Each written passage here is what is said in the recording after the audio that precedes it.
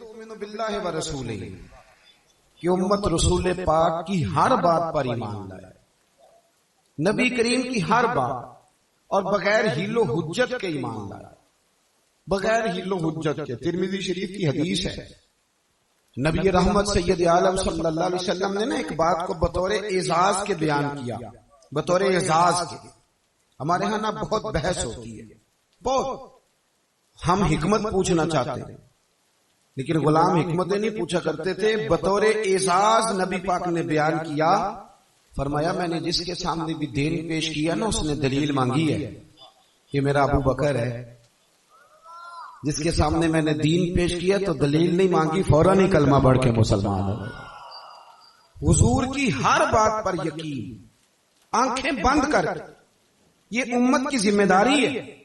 ہمارا الجھاؤ اس لیے زیادہ پیدا ہوا ہے کہ بے یقینی کی کیفیت بہت زیادہ ہے۔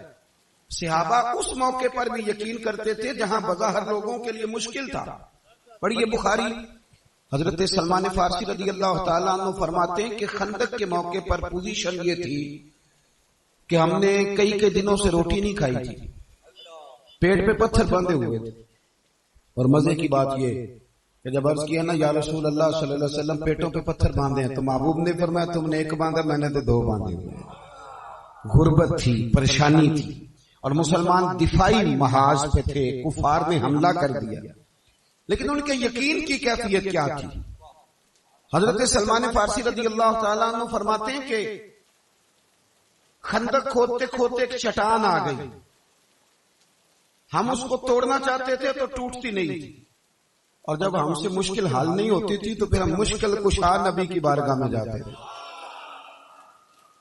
ہم نے عرض کی یا رسول اللہ یہ نہیں ٹوٹتی، مہربانی فرمائے۔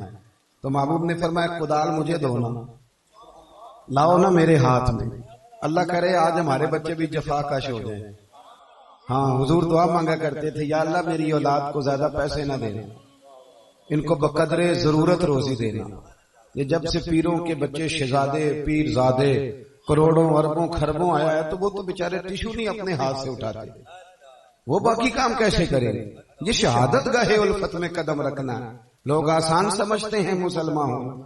حضور اگر دست مبارک میں قرآن پاک اٹھاتے تھے تو وقت پڑنے پر تلوار بھی اٹھاتے تھے، اور محبوب کریم اپنے دست مبارک میں کدال بھی اٹھاتے تھے، محنت بھی فرماتے تھے۔ کیا کہا تھا کسی شاعر نے؟ لگے جو مزدور شاہ ایسا، نہ دھن نہ دولت سربراہ ایسا، عرش نشین کا زمین پہ گھر ہے، میرا پیغمبر عظیم تر ہے۔ نبی کریم صلی اللہ تعالی علیہ وسلم نے نا کدال پکڑی، ہتھوڑا پکڑا، مثال دے رہا ہوں، چٹان تھی۔ اب ذرا بات کے پس منظر میں جائیے گا اور صحابہ کا ایمان دیکھیے۔ حضرت سلمان فارسی رضی اللہ تعالیٰ عنہ فرماتے ہیں کہ حالت یہ ہے کئی دنوں سے روٹی نہیں کھائی، پوزیشن یہ ہے کہ پیٹ پہ پتھر باندھے ہوئے، کافر آ گئے ہیں، ہم دفاعی محاذ پہ۔ پر جب حضور علیہ السلام نعرے لگاتے تو ہمارا یقین، حضور کا عزم، روشنی، وہ میری ملت کا جوان ڈرا ہوا سہما ہوا، وہ کہتا ہے جی وہ میں نے ایک ہمارے کالم نویس ہیں پاکستان کے، انہوں نے ایک دن کالم لکھا، تھوڑا تھوڑا میرا بھی لکھنے لکھانے سے ربط رہتا ہے۔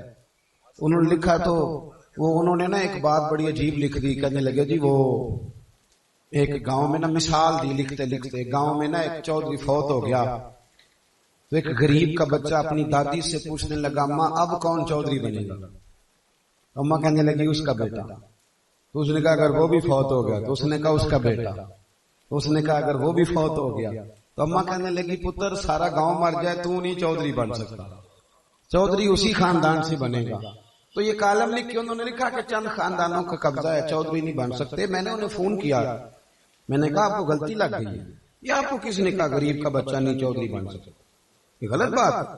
اب آپ قوم کے بچوں کو مایوس کر رہے ہیں، یہ آپ نے کتنی عجیب بات کی۔ میں نے تو دیکھا ہے چودھری کا بچہ اگر صرف میٹرک پاس کرے تو وہ کانسٹیبل بھرتی ہوتا ہے، اور غریب کا بچہ اگر پڑھ لکھ کے مقابلے کا امتحان پاس کر لے تو وہ کئی دفعہ ڈائریکٹ ڈی ایس پی بھی بھرتی ہو جاتا ہے۔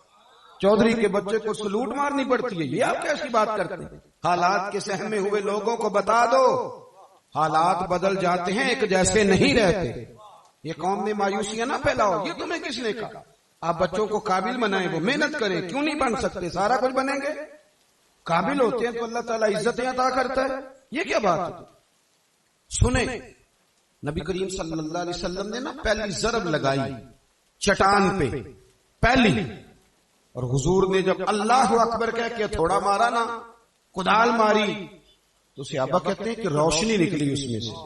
جب آپ پتھر پہ کوئی چیز مارتے ہیں تو چمک نکلتی ہے نا، کہتے ہیں روشنی نکلی. تو حضور کے لفظ پتہ کیا، فتح بھی مکہ بھی نہیں ہوا، اور حضور فرمانے لگے اوتی تو مفاتح الیمن، لو بھائی رب نے ملک یمن کی فتح بھی مجھے عطا کر دی.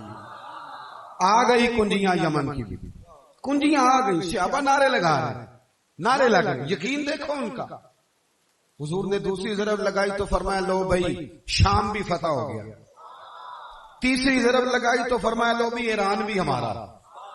تین ضربیں لگائی تو حضرت سلمان فارسی کہتے ہیں لوگ نعرے لگا رہے تھے. ایک شخص بیچ میں سے بولا، کہنے لگا، یہ لفظ بخاری کے نہیں، یہ کنز العمال کے.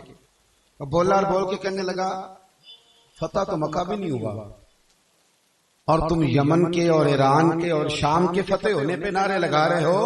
تو حضرت سلمان کہتے ہیں میں نے اسے کہا چپ کر جا، اگر تو اور میں زندہ رہے تو میں تمہیں دکھاؤں گا کہ میرے محبوب جو کہتے ہیں وہ ہو جایا کرتا ہے. ذرا وقت تو آنے دینا.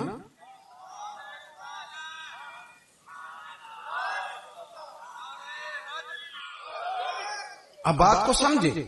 ہمارے ہاں نا وہ جو کچے پکے پروگرام ہے نا، ہمارے کچے پکے، ناراض تو نہیں ہو گیا وہ کچے پکے ارادے، پتہ نہیں ہوگا کہ نہیں، پتہ نہیں ممکن ہے کہ نہیں. اقبال کہنے لگے سنو تہذیب حاضر کے گرفتار، غلامی سے بدتر ہے تیری یہ بے یقینی.